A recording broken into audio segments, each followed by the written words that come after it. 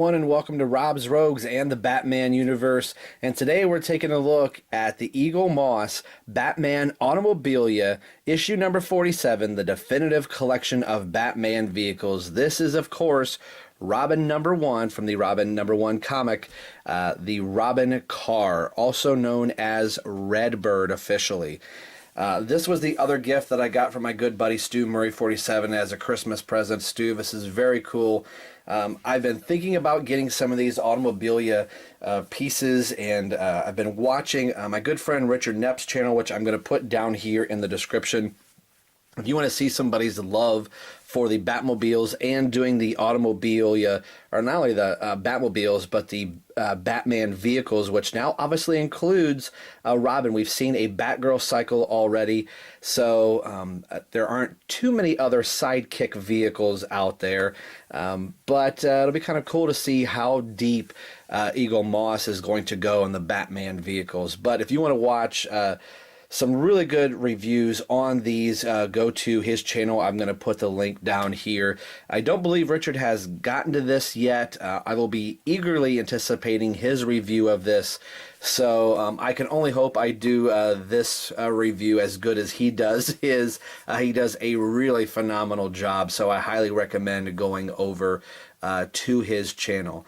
This is something I really haven't done before, to try and tackle how I'm going to do the Automobilia pieces. So first what I'll do is I will get this out of the glass case, and we will get a closer look at the 3D Lenticular here in the back so we can see it a little bit closer. We'll be right back. Stay tuned. Concept designs. Robin vehicle was designed to be innocuous. The teen could park it anywhere and would blend in perfectly. However, a tap of a keyring transmitter would transform it from a standard two-door coupe into a high-performance pursuit vehicle.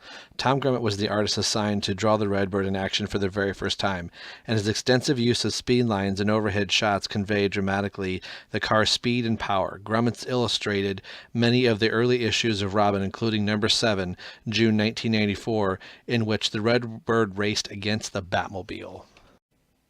Robin number 1, readers got their first glimpse of the RedBird in the closing pages of Detective Comics number 668, November 1993. Having just received his driver's license, Tim Drake raced to the Batcave where the new RedBird was waiting for him.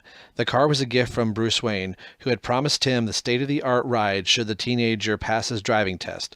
Tim was forced to break into the Dark Knight's subterranean lair, however, because Jean-Paul, who was operating as Batman at the time, had bricked up all the entrances. Tim located his vehicle, and an alarm alerted the new Batman to his presence. Jean-Paul had been growing increasingly violent and attacked his former partner, declaring, "Wayne needed you, but I don't." The story continued in Robin number 1, November 1993, which features the RedBird in full action for the very first time. Tim escaped the deranged Jean-Paul and took off in the RedBird. Out on his own, Robin was soon investigating a gang of carjackers called the Speed Boys, who were targeting high-end vehicles in the wealthy suburbs of Gotham City. While chasing down leads, the Teen Wonder was also run off the road by Steve Shotgun Smith, a Gotham County sheriff who had mistaken the RedBird for a stolen car, and Robin was one of the thieves.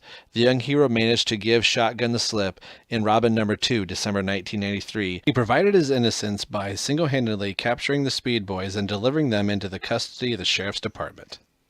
All right, there was the Automobilia book on RedBird, and some little information there for you about it. This was one of my favorite parts. Not only was it cool to have my favorite comic book character finally get his own series, but he had a vehicle transportation, and it wasn't just a bike or a motorcycle.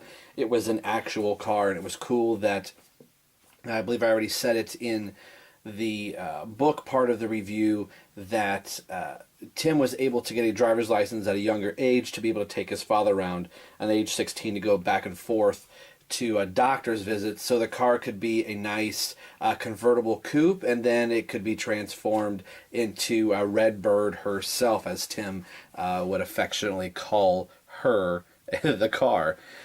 So we spent more time in the comics actually looking at RedBird rather than the Red Coupe, but Eaglemoss just does a really good job with the detail on these, and just watching some of Richard's videos just to kind of be able to do a little bit of extra homework. Thank you, Richard. That they go above and beyond in just the way that they manufacture these and the care to the detail that they put in them. There are no moving parts to these. They are rubber wheels that are on here. It is all die-cast metal, with the exception of the green plastic windshield parts to the car, and you could see the headlights there, and then also the RedBird license plate, which I thought is a really nice touch that it actually says the name of the vehicle. And then kind of like Knight Rider-ish type of a mode, the license plate would flip over when it was an actual red sports coupe as he was taking Dad to the doctor's office. But you could see the extra fins out here. A little off to the side, more of an exhaust port rather than fins.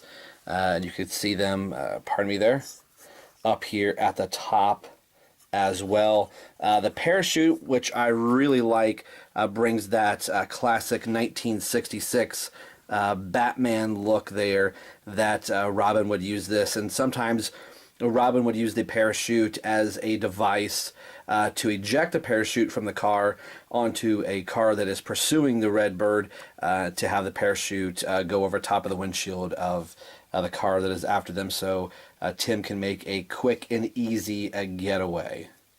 And the classic Tim Drake R, it's a little bit more stylized than the Tim Drake R. You can clearly tell that's what it is, but the point in the back should be just a little bit longer. But I think they just chose a different artist that was drawing where they got the R for this particular version. Here's the 3D lenticular. This does not come from any one scene in Robin number 1 or number 2.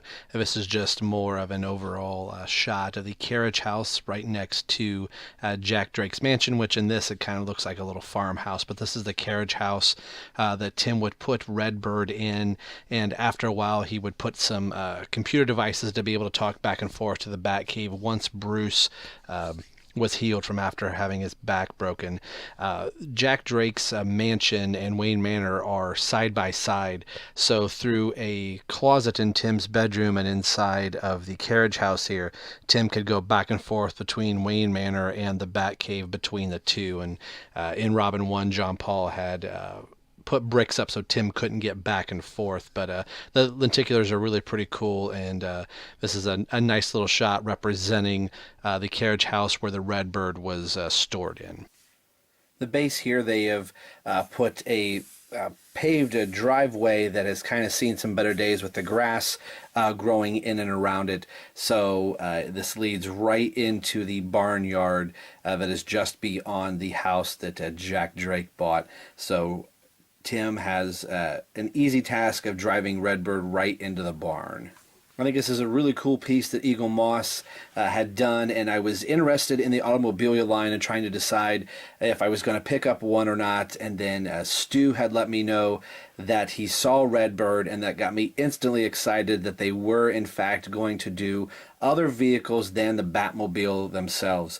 Now, this was the only vehicle that Tim Drake had, and RedBird ended up meeting her demise far too soon. She, I think, made it through about 100 issues, and then a few issues after that, Tim had to blow up RedBird in order to save someone's life.